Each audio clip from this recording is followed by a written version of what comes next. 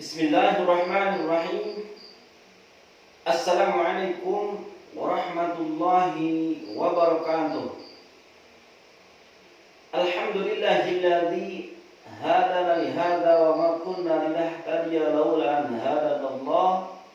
Asyhadu an la ilaha illallah wa asyhadu anna Muhammadar Rasulullah. Subhanallah wa bihamdihi 'adada khalqihi wa ridha nafsihi wa zinata 'arsyihi wa midada kalimatihi.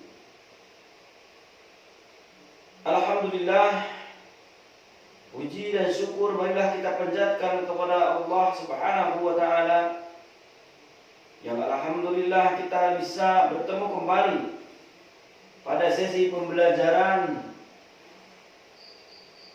materi-materi selanjutnya di pelajaran paket C atau kesetaraan SMA di PKB Insan Desa.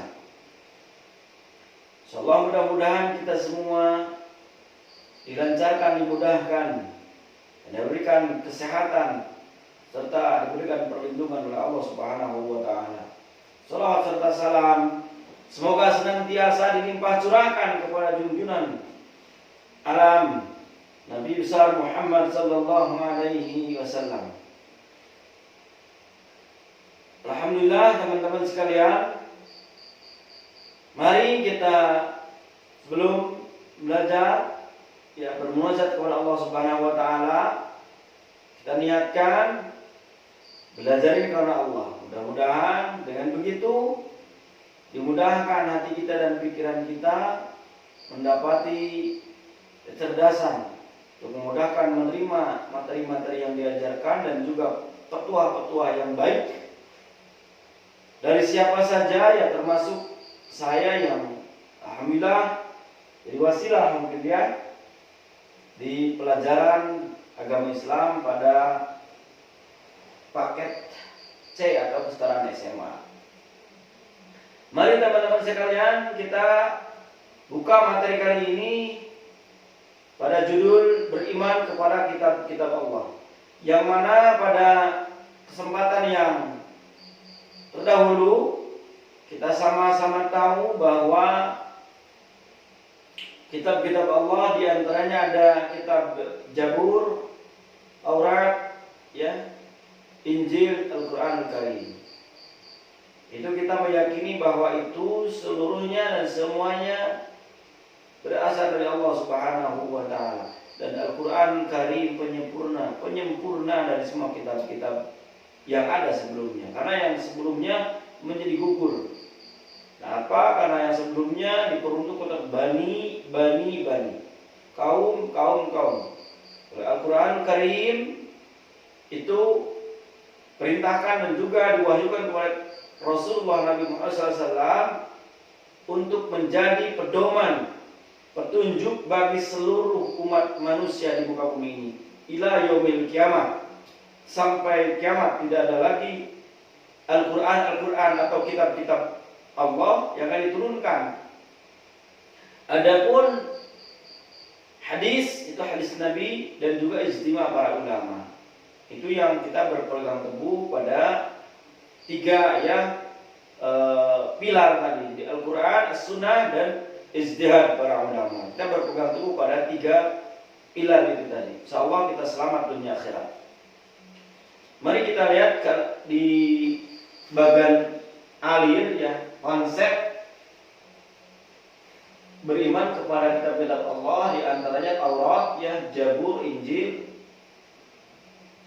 Al-Quran. Yang lebih sejarahnya yang tiga ini teman-teman, yang Taurat, Zabur, Injil ini hanya untuk diketahui sejarahnya dan diyakini keberadaannya, bukan untuk dipelajari, bukan untuk pedomani, tidak. Ini hanya dipercayai keberadaannya karena termaktub di dalam Al-Quran Al-Karim. Allah Subhanahu wa taala berfirman di banyak ayat tentang keberadaan kitab-kitab ini. Yang selanjutnya menerapkan perilaku peduli kepada orang lain. Tentu ini ajaran dari kitab-kitab juga terdahulu, tapi belum sempurna. Kalau Al-Quran Al-Karim diketahui sejarahnya, diyakini keberadaannya, dibaca, dipahami, dan juga dipedomani isinya. Nah, itu bedanya, melengkapi. Sempurnalah sudah. Wabillahi minasyaitonir rajim. Al-yawma akmaltu lakum dinakum wa atmamtu 'alaikum ni'mati wa raditu lakumul Islam dinan. Jadi hanya Islam agama yang diridhoi dan agama yang paling sempurna. Tetap berpegang teguh pada Al-Qur'an dan Sunnah Rasul. Ya, tentu tadi ijtihad para ulama, ditambahkan kalau kita sebagai Ahlus Sunnah wal Jamaah tetap kita tidak bisa menyampingkan peran ulama, karena yang bisa mentafsir, mentakwil Al-Quran, hadis itu para ulama. Menjadikan Al-Quran sebagai pedoman dalam menjalani kehidupan sehari-hari di mana saja, kapan saja. Baik, ini juga ada relung hati teman-teman. Sejak Nabi Adam ya sampai Nabi Muhammad SAW, para rasul, para nabi dan rasul datang untuk menyampaikan ajaran Allah. Ya. Sebagai manusia biasa, para rasul juga akan meninggal. Ya, sepeninggal para rasul, kehidupan ada yang mulai meninggalkan ajarannya. Setelah kehidupan umat tidak lagi berpedoman sebagaimana yang telah yang dibawa rasul dengan dulukan kitab suci umat manusia itu Al-Quran Al-Karim.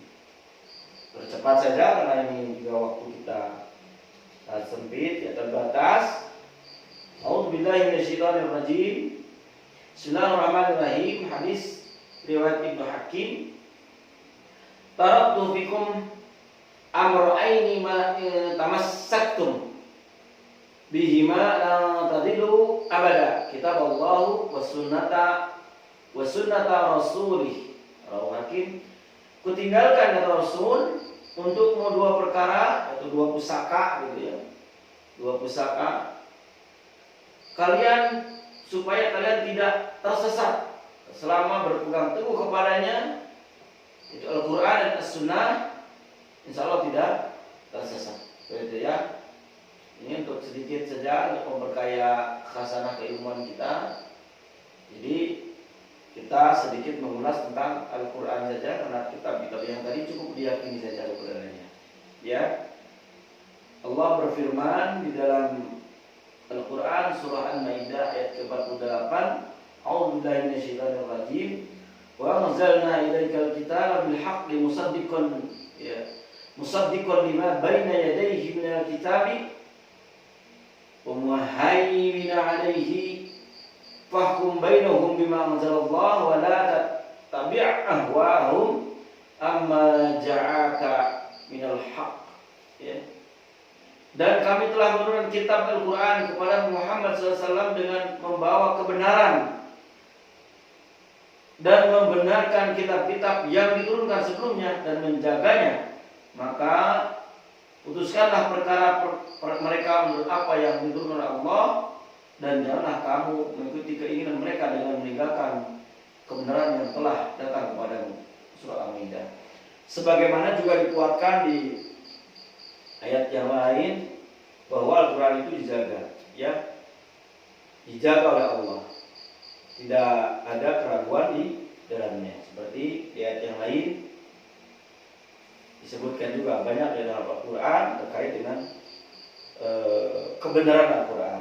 Intisari dari Al-Quran yang diwahyukan pada Muhammad SAW menghapus sebagian syariat yang terdalam kitab-kitab terdahulu dan melengkapinya dengan tuntunan yang sesuai dengan perkembangan zaman. Al-Quran merupakan kitab suci, terlengkap dan berlaku bagi semua umat manusia sampai akhir zaman. Karena itu sebagai muslim kita tidak perlu meragukan sama sekali isi dalam Al-Quran.